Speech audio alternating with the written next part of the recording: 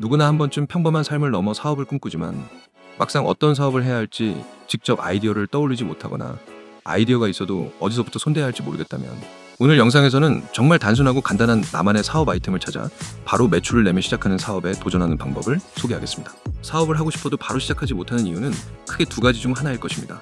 하나는 사업을 위한 준비가 덜 되었다고 생각하는 경우로 시간과 돈과 같은 리소스에 대한 이유이고, 다른 하나는 정작 아이디어가 없다는 것이죠.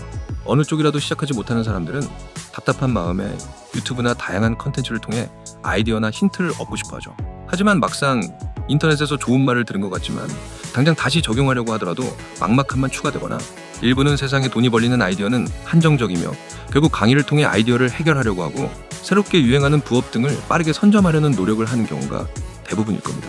여기서 일부는 나만의 비즈니스를 꿈꾸며 직접 공부를 결심하기도 하는데, 여기저기서 다양한 이론들을 접하게 되고 이것을 바탕으로 사업을 구상해야겠다고 생각하며 너무 복잡해져서 사업을 시작조차 못하는 상황이 발생하기도 하죠.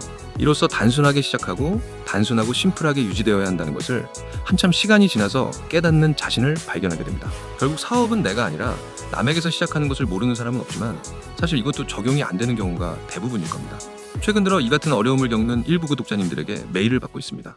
대부분 사업을 당장 시작하고 싶어도 막상 아이템에서 막힌다는 내용으로 누군가의 어려움을 찾아 돕는 방식을 머리로는 이해했지만 막상 적용이 안 된다는 어려움을 호소하는 내용이 대부분이었습니다. 그도 그럴 것이 사업 아이템이라고 하는 것은 단순히 유통만 하더라도 누구보다 열심히 공부하는 방식으로 카피라이팅을 적용한 상세 페이지를 만들거나, 누구나 하는 방식을 넘어 차별화를 위해 자사몰을 구축해서 업셀링을 하는 방식으로 광고비를 넘는 수익을 꿈꾸기도 합니다. 심지어는 지금까지 여기저기서 들었던 모든 이론을 적용하기도 하는데, 초기 사업을 구축하기 위해 어설프게 이론으로 접근한다면 린 스타트업을 적용해서 리스크를 줄이고 PSF로 접근해 PMF 신호를 확인하는 방식, 혹은 JTBD로 접근하거나 VPC로 가치를 통한 접근을 넘어 다양한 프레임과 지표를 통해 사업을 설계하기도 하는데, 이로써 막상 사업 아이템을 선정하기 위한 본인만의 기준이 엄격해지고 결국 아이템을 선정하기 너무 어려워서 사업에 손도 못 대는 게 현실입니다. 사업을 처음 시도하는 구독자님들께는 사실 이런 이론들은 큰 의미가 없다고 봐도 괜찮을 것 같습니다. 첫 사업의 목적이 몇백억 혹은 그 이상으로 엑시트를 꿈꾸기보다 현실적으로 대부분 근로소득 외에 사업소득으로 월 1,000만 원의 수익을 목표로 많이 세우는데, 그렇다면 우선 현실을 바꾸고 본격적인 사업을 그릴 때 적용해도 늦지 않습니다. 사업도 결국 위기 대응 게임이라고 하듯 이론과 현실은 여전히 다르게 움직입니다. 위기도 경험이고 경험이란 무언가 시도를 해야 생기는 것이죠. 따라서 당장 시도할 수 있는 단순한 사업 설계가 중요한 과제라고 할 수 있을 겁니다. 결국 사업을 어렵게 접근하는 이유는 여러 정보를 습득하며 전수를 얻었지만 정작 중요한 전략이 없다는 것입니다.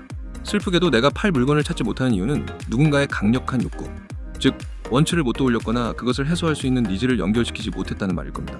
여기서 전략을 통해 접근 방식을 제대로 이해한다면 단순히 사업 아이템뿐만 아니라 그동안 습득했던 정보들을 바탕으로 적절한 전략을 세울 수 있어야 합니다. 안타깝게도 만약 여기서 마케팅 방법론으로 접근한다면 사업의 본질이 아니라 사업의 한 수단을 전략으로 접근하게 되므로 결국 길을 잃게 되겠죠. 따라서 전략을 수립하기 위해서는 우리는 다음 단계를 종이에라도 간단하게 구상하고 시작하도록 하겠습니다. 첫 번째, 구체적인 타겟의 욕구. 두 번째, 타겟이 필요하다고 느끼는 니즈. 세 번째, 지금 그들이 느끼는 결핍. 마지막으로 이것을 해결하기 위한 방법으로 나의 아이템과 전술을 떠올리는 방법으로 말이죠. 만약 여기서 기존에 경쟁이 있거나 이미 다른 누군가와 경쟁을 해야 한다면 차별화를 위해 추가적으로 몇 가지를 더 추가할 수 있을 겁니다. 방법은 간단한데, 나와 경쟁을 하는 사람들이 제공하는 제품이나 서비스를 통해 타겟이 느끼는 불편함을 적고, 같은 분야가 아니더라도 타겟이 소비할 만한 제품이나 서비스에서 만족스러워하는 것을 추가로 찾을 수 있다면 비록 카테고리가 다르더라도 적용을 검토합니다. 이로써 최대 7줄의 문장으로 나만의 전략을 세우고 시작할 수 있습니다. 이 전략은 이제 앞으로 여러분의 사업에서 절대 지표가 되고 무언가 앞으로 결단이 필요한 순간에 매번 꺼내서 참고하는데 사용할 수 있습니다. 막상 이 7줄이 길어지고 이마저도 어렵다고 느낀다면 핵심만 기억하면 되는데, 핵심은 결국 내가 원하는 것이 아닌 타겟의 입장으로 사고하고 개선하는 방법에 집중하면 됩니다. 이쯤에서 구체적인 예시로, 비록 온라인으로 사업을 하는 것은 아니지만 한 흥미로운 사업을 하시는 원장님을 예로 들어보겠습니다. 경기도의 작은 동네의 한 미술학원 원장님을 알게 되었는데, 아주 흥미롭게도 이 원장님은 미술과 비슷한 전공도 아니고 관련성도 없이 미술학원을 차린 배경이 놀랍습니다. 이 동네에서는 아이들이 하교하고 다닐 수 있는 학원이 마땅치 않았습니다. 이로써 맞벌이를 하는 부모들은 초등학생 아이들을 퇴근까지라도 맡아줄 곳이 필요했죠.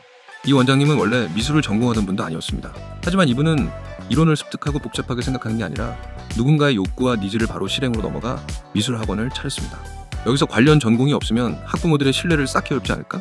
라고 생각할 수 있을 겁니다. 아니나 다를까 이 원장님은 경험을 통해 일부 학부모들에게 어필이 필요하다고 느꼈습니다. 문제를 바탕으로 온라인으로 석사를 진행하며 미술 상담 자격증도 취득했죠. 그리고는 미대를 졸업한 선생님들을 고용했습니다. 이로써 학원을 본격적으로 운영하게 되면서 원장님은 아이들을 위한 차량 운영 위주로 일을 하면서 본인은 수업보다는 케어 쪽으로 학부모들을 만족시킬 수 있었습니다. 물론 이 과정에서 아주 좋은 퀄리티의 수업을 제공하기는 어렵고 직접 지도하는 선생님들은 아이들이 수업이 끝나도 집에 가지 않고 모여서 떠들어서 수업하기 어렵다며 어려움을 호소하는데, 이 원장님의 사례는 사업가의 기본 필수 덕목인 공감과 제안, 그리고 조율과 결단을 실행하는 좋은 사례를 보여줍니다. 잠깐 정리하고 가면 맞벌이하는 학부모들이 아이의 방과 후를 걱정하고 싶지 않다는 욕구를 바탕으로 방과 후 케어가 필요하다는 니즈를 통해 학부모들에게 방과 후 별다른 대안이 없다는 결핍을 바탕으로 미술학원을 운영하게 된 것이죠. 이쯤이면 오프라인과 온라인은 다르지 않냐고 질문이 생길 수 있는데, 고백하건대 온라인의 방식이 더 심플하다고 할 수 있습니다. 보증금과 권리금도 들지 않고 처음부터 비싼 월세를 낼 필요도 없죠. 극단적으로 온라인 사업은 아이템을 선정했다면 홈페이지를 만들고 홍보를 하면 끝이라고 할 수 있습니다. 그렇다면 결국 간단하고 심플한 사업을 위해서 타겟의 욕구와 니즈, 그리고 결핍을 파악하는 것으로 나만의 아이템을 떠올린 뒤 제안을 하면 된다고 이해할 수 있을 겁니다. 이로써 공감을 통한 아이템과 방법을 떠올렸다면 이제 다음은 제안이라고 할 수 있습니다. 여기서 좋은 제안이란 무엇일까요? 자본주의를 가장 쉽게 이해하기 위해 두 단어만 기억하면 되는데 바로 제안과 대행입니다. 제안을 받거나 제안을 하는 것이 비즈니스의 시작이며 비로소 대행을 할 수 있고 이로써 대가로 돈을 받게 됩니다. 천천히 그리고 깊게 생각해보면 어떤 비즈니스에도 적용된다고 할 수 있는데, 가령 제안을 많이 하기 위해 마케팅을 배우기도 하고 제안을 많이 받기 위해 브랜딩을 시도하기도 합니다. 이 맥락으로 앞선 원장님을 이해해보면 아이의 케어가 필요한 맞벌이 부부 혹은 한부모 가정의 자녀들의 케어를 대행해주는 방식으로 학원을 홍보하는 것으로 제안을 합니다. 그리고 직접 학부모들이 찾아올 수 있도록 좋은 후기를 바탕으로 그 지역에서 자리 잡는 브랜드가 되기도 하죠. 심지어 구인을 위해 구직을 희망하는 사람들에게 일자리를 제안하고 구인을 희망하는 기업들에게도 본인의 이력서로 제안을 합니다. 즉, 자본주의에서 살아간다는 것은 제안과 대행을 대가로 돈을 버는 게임이라고 생각할 수 있습니다. 이쯤에서 내 사업을 제안하기 위해 여러분들은 무엇을 떠올렸나요? 앞서서 아이템을 정하기 위해 우리는 타겟의 욕구와 니즈, 그리고 결핍을 통해 해결하는 방법으로 전략을 세웠는데, 이것을 전통적인 방식으로 메일을 발송하면 EM이라고 하고, 짧게 다듬어 메시지나 댓글을 활용해 DM을 활용하기도 하며 직접 전화통화, 즉 TM을 생각해 볼 수도 있을 겁니다. 단순히 B2B 방식이 아닌 B2C나 더 넓은 대중을 타겟으로 한다면 컨텐츠를 활용하기도 하고 SNS나 카페나 커뮤니티 같은 곳에도 홍보를 하는 방식을 고려할 수 있고 비용을 들여서 소재를 만들어 광고를 집행할 수 있습니다. 하지만 대부분 제안이 익숙하지 않은 경우라면 막상 제안을 위해 직접 기획을 하려고 해도 쉽게 글이 써지지 않거나 아무리 제안의 횟수를 늘려도 반응이 오지 않는 상황이 발생하기도 합니다. 이쯤에서 간단한 방식을 소개하겠습니다. 고정 댓글에 페이지 링크를 달아뒀으니 참고해서 따라오시면 됩니다. 제안의 방식은 각자 효율적인 방식으로 작성하면 되지만 큰 틀은 상대의 상황에서 문제점을 도출하고 문제의 원인을 짚어주고 해결책으로 내 서비스나 제품 등을 언급해서 문제를 해결이 가능한 이유와 사례나 예시 근거 등을 통해서 이해할 수 있도록 돕고, 마지막으로 고객이 앞으로 직접 해야 할 행동을 언급하는 것으로 대략적인 틀을 완성할 수 있습니다. 이로써 작성된 내용을 전통적인 메일, DM, TM 등에 활용해도 좋고, 나아가 상세 페이지나 블로그 컨텐츠, 유튜브 컨텐츠 등에도 활용할 수 있는데, 여기서 간단한 메시지나 상세 페이지에 응용할 내용과 같은 경우는 각 파트를 최소한의 문장으로 구성해서 최대한 짧은 형태를 유지하고, 블로그 포스팅이나 유튜브 같이 컨텐츠나 형식의 자유로운 경우는 문장의 접속사나 전치사 등을 적절히 활용해서 문장을 늘릴 수 있고, 각각의 파트를 문단으로 구성해서 구체적이고 상세하게 설명을 하며 고객의 전환을 유도하는 방식을 활용할 수 있습니다. 여기까지 설명 중에 가장 중요한 것은 결국 고객에게서 시작한다는 것을 명심해야 하는데, 간혹 제안이라고 해서 내 제품이나 서비스가 최고입니다 보다는 고객의 처한 상황을 공감으로 접근하는 것이 더 효율이 좋다는 것은 이미 사업을 결심한 눈치 빠른 분들은 다 이해했을 겁니다. 하지만 여기서 제안이 익숙하지 않은 경우라면 자칫 진부한 전단지를 만들게 되므로 아무리 큰 뜻을 품고 거절에 익숙해지는 게 사업이라고 받아들이더라도 막상 고객의 반응이나 매출 등이 나오지 않는다면 지속하기 어려울 겁니다. 만약 이 과정을 응용하는 게 어렵게 느껴지시면 준비한 가이드 보기를 통해 예시를 참고하거나 보다 세부적인 도움이 필요한 분들은 언제든 제게 메일이나 메시지를 보내주시면 더욱 도움이 될 수 있는 내용으로 회신드리겠습니다. 결국 앞서 언급했듯이 사업가의 기본 덕목으로 공감, 제안, 조율, 결단이 중요하다고 했습니다. 이로써 사업 아이템을 간단하게 고객의 욕구와 니즈, 그리고 결핍을 활용해서 공감으로 시작했다면 제안으로 당장 매출을 만들 수도 있을 겁니다.